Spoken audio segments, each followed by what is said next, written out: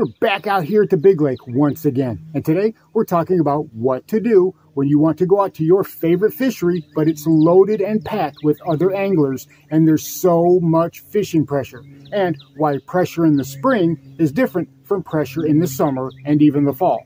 Stick around, we're going to talk all about it. Oh, there we go, I got him. Ooh, that one feels good. That one feels good. It is good. Oh, that's a good fish, kids. Oh, that's a nice fish. Oh, where you going, Bob? Oh, that's a good fish. Look at the size of this toad.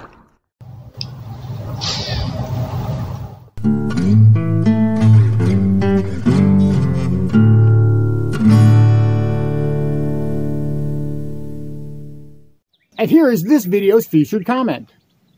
Congratulations! If you would like to have a chance to have your comment featured in an upcoming video, all you've got to do is leave a comment. And now, on with the video.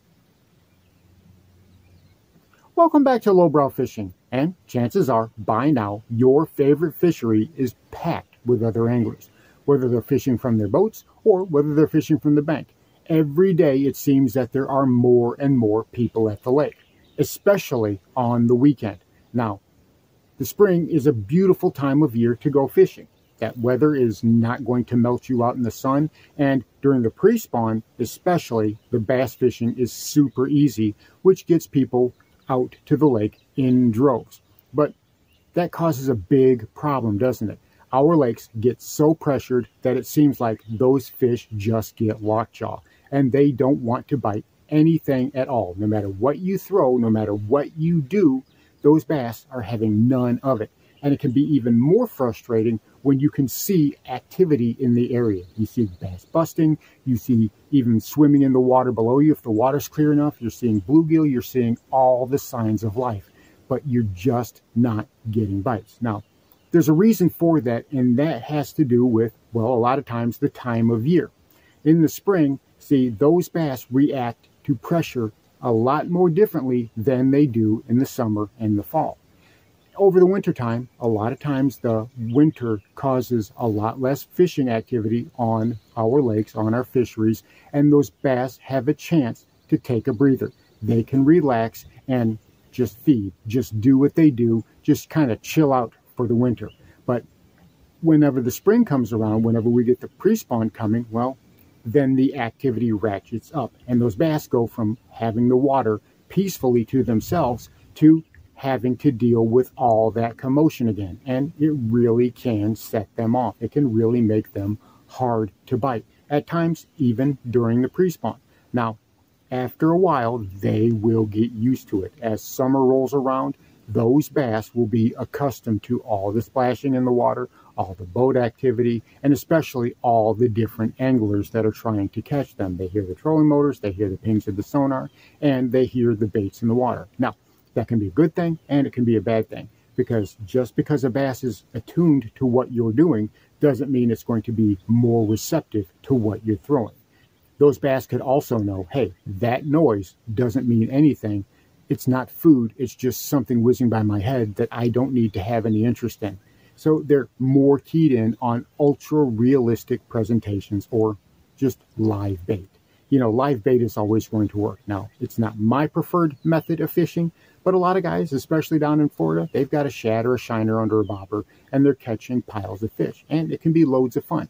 But for me, it's always going to be an artificial lure. Some type of artificial lure or presentation like that is going to be what I'm using. So what do I do when those waters are super pressured? Well, I'm turning to a different style of fishing. I'm drastically changing my presentations to suit the mood of those bass. We've talked about it before. Now, just because we are going to slow things down and quiet things down just a bit, that doesn't mean we can't power fish. Now, we're going to talk about some baits that are slow, but we're also going to talk about some baits in the intermediate range and even some baits you can burn. So we're going to be looking at several things. And first and foremost, we're going to be looking at something like this. This obviously is a weightless, soft plastic jerkbait. In this case, a Strike King caffeine shad. And these work so well. If you want to mimic that lifelike fish presentation, if you want to mimic a fleeing fish or a dying fish or a stunned fish or something like that, a soft plastic jerkbait is definitely going to be the way to go. Now, the great thing about this type of presentation is it's really, really hard for those bass to get accustomed and used to something like this. It doesn't necessarily make any noise, and the way that it moves is very enticing. And if you add scent to it, or if they come with scent, then that's something all the more that can really use to attract those fish. So they have a hard time turning something like this down. They have a hard time getting used to something like this. Now, I like to fish these in thicker vegetated areas, and I'm fishing it in shallower water because, well, it's weightless. It's going to take a while for it to sink. I like fishing these under flooded brush. They work exceptionally well for skipping and going into places you normally don't want to throw something like a crankbait or a wacky rig or something with an exposed hook, even something like a swim bait. So this is great for doing those types of presentations. Now, a weightless fluke is a great way to catch fish, but it's not everybody's cup of tea, right? You've got guys out there, power fishermen, who just want to burn and crank. And there's nothing wrong with that. What matters is, are you having fun when you're on the water? It doesn't matter if you're not fishing a certain way or somebody else is not fishing the same way as you. What matters is, are you enjoying yourself? So if you want to fish a little bit faster, then I suggest something like this Jack Hammer Stealth. Now, I've got a little green fluke tied on here, and we've talked about that. I did a recent video about why I think these are the best types of trailers, where I did some underwater footage that shows the action of a chatterbait or a bladed jig under the water with a fluke style type of trailer. But these are great because they've got that much smaller blade and it's clear. So it only has a little bit of flash to it, not a whole lot. And on a pressured fishery, that can make all the difference. So if you've got a little bit of stain in your water, or if you've got some wind going, you got some strong current going, and well, maybe you don't want to fish something like a wacky rig or a weightless fluke. Maybe you want to fish something a little bit faster. Something like this can be the ticket, right? They can be fished slow. You can stroke them just like a jig. You can fish them like a swim jig, or you can fish them fairly fast. But I would strongly suggest that when you fish them in a crankbait style, make sure you're varying up your retrieve, because that can make all the difference between getting a bite and not getting a bite. Remember, we want it to look random, but Jack Hammer Stealth can be a great deal because it's got a great presentation under the water. It's got a great movement under the water. It's got just enough vibration, just enough thump and flash that it can still be attractive to those pressure bass. I've used it many times, and as far as chatterbaits go, this is going to be my go-to for when the water is pressured. Now, lastly, we're going to talk about a square bill, specifically a rattleless square bill. This is a KVD 2.5, and it does not have any rattles in it. Now, it still makes noise because it's got the rings and the hooks and whatnot. It's still going to have thump and vibration underwater, but not having any rattles can make a huge difference, especially on pressured water. This you can burn. You can burn it as fast as you want to, and then give it pauses, and then burn it again as fast as you want to. And I'm telling you what, you can get some really monster stripes. That's why I love to throw this. Whenever I'm coming out here to the big lake, especially in the spring and the summer and the fall, I rarely use a type of crankbait that's got a bunch of rattles in it.